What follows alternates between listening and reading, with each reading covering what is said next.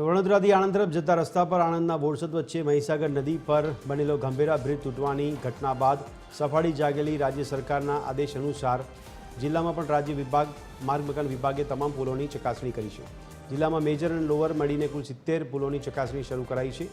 રાજ્ય માર્ગ મકાન વિભાગના અધિકારી કર્મચારીઓની અલગ અલગ 6 ટીમો બનાવવામાં આવી છે, જેઓ પુલની સ્ટેબિલિટી, વાઇબ્રેશન, સ્ટ્રેન્થ સહિતના માપદંડો ચકાસી તેનો રિપોર્ટ 2 દિવસમાં સરકારને સુપરત કરી આગળની કાર્યવાહી હાથ ધરશે।